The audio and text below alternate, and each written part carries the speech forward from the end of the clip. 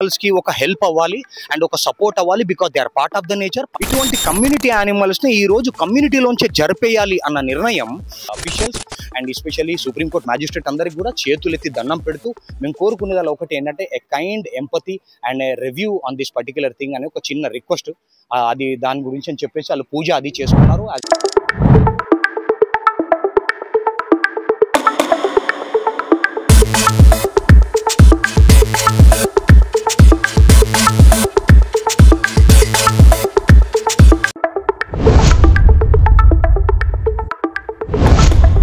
So ఇప్పుడు మనము ఇక్కడ ఈ యానిమల్ లవర్స్, ఈ animal NGO people plus volunteers ఎవరైతే ఇన్ని రోజులు జిహెచ్ఎంసీకి ఒక యానిమల్ ఫీడర్స్ లాగా, కమ్యూనిటీ ఫీడర్స్ లాగా ప్రతి కాలేజ్లోని ఇన్ని రోజులు పాటిస్తూ ఆ బిడ్డల్ని చూసుకున్నారో వాళ్ళు ఈరోజు ట్యాంక్ బండ్ మీద రాత్రిపూట ఎంతో పోలీస్ వ్యవస్థ ఇదంతా ఉన్నా కూడా with police permissions and all తీసుకుంటూ చాలా హార్డ్ ఎఫర్ట్ పెట్టి they are performing a puja to Kalabhairava. అసలు వాళ్ళతో వాళ్ళ ఒపీనియన్స్ ఏంటి, అసలు దేనికి వీళ్ళు చేస్తున్నారు, ఇది ఏంటి అని కనుక్కుందాం మనము. आपका नाम क्या है? शैली. शैली आपका नाम? हाँ. ओके, आप एनिमल लवर है आप? हाँ, I'm also an animal feeder and I am caretaker of 30 community dogs in and around Madhapur. Okay, आप आज ये टैंक बंड पे आने के बाद ये नेकलेस रोड पे आके बैठा काला भैरव का ये करने का वजह क्या है आपका? मतलब 7 नवंबर को सुप्रीम कोर्ट ऑफ इंडिया ने उन्होंने एक ऑर्डर पास किया है to remove dogs and all other animals पूरे रोड से, पब्लिक इंस्टीट्यूशन से, जैसे कॉलेज, हॉस्पिटल, सब जगह से. पर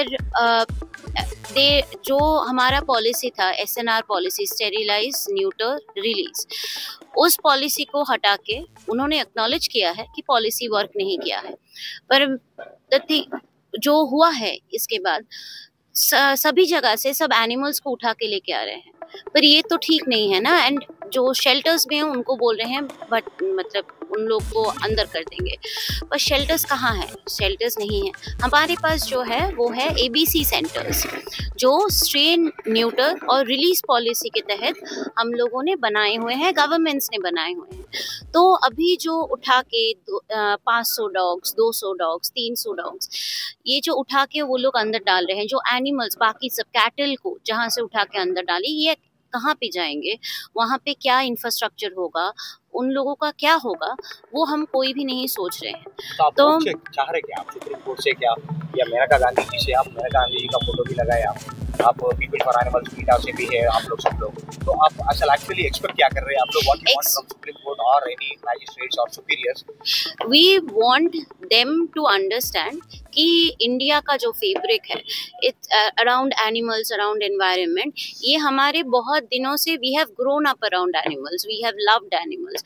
तो ऐसे करके हमारे लाइफ से उनको ना हटाए, उनको वही रहने दे. And with scientific method, with proven method, जो बाकी कंट्रीज भी कर चुके हैं, जैसे Bhutan has 0 rabies deaths and 0 bite cases. तो जैसे उन्होंने स्ट्रे न्यूटर पॉलिसी से किया है, हम भी तो बहुत बड़ी देश है तो हम भी कर सकते हैं. ऐसे हिंसात्मक वे से एनिमल्स के ऊपर ना किया जाए.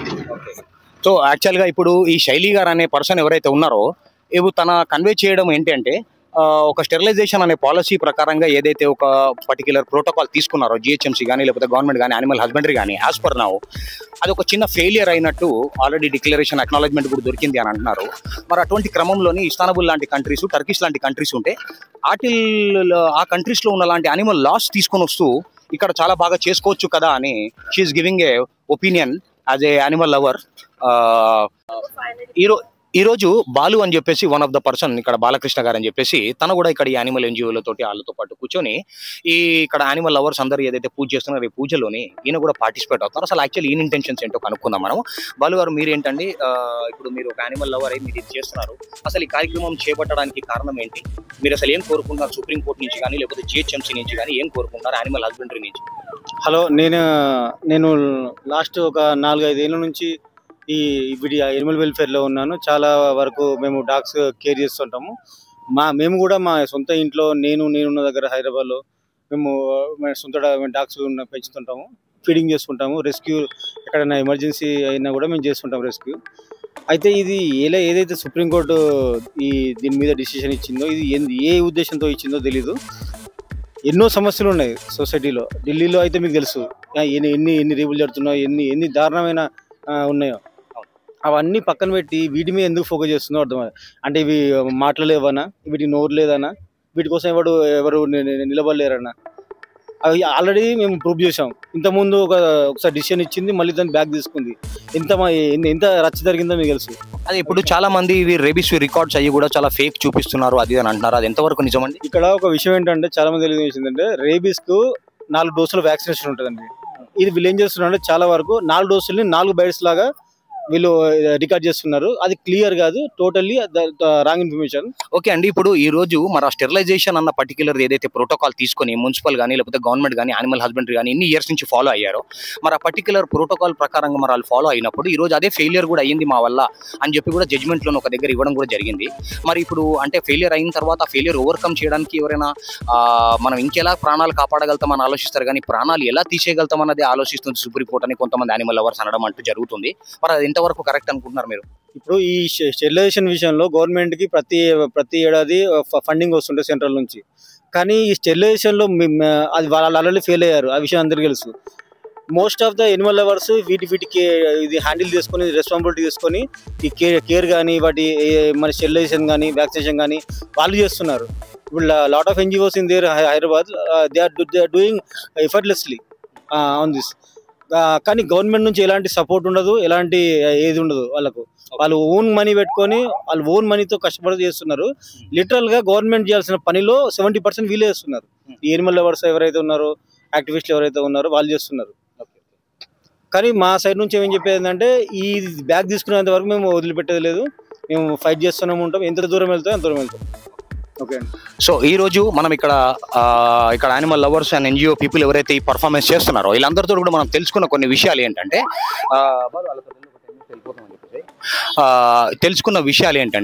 ఇప్పుడు ఈ రోజు వరకు సుప్రీంకోర్టు నుంచి కానీ లేకపోతే యానిమల్ హస్బెండరీ నుంచి కానీ తీసుకున్న కొన్ని నిర్ణయాలు చేపట్టిన ఏదైతే స్టెరిలైజేషన్ కానీ, రెబీస్ రాకుండా రెబీస్ వ్యాక్సినేషన్స్ ప్రొవైడ్ చేయడం కానీ, రోడ్డు మీద ఉన్న చంటి బిడ్డల మీద అటాకులు జరగకుండా తీసుకున్న నిబంధనల పట్ల కానీ, ఎన్హాన్స్డ్ ప్రోటోకాల్స్ తీసుకోవాల్సింది గవర్నమెంట్ కానీ ఇటువంటి నిర్దాక్షిణ్యమైన నిర్ణయం తీసుకోకూడదు.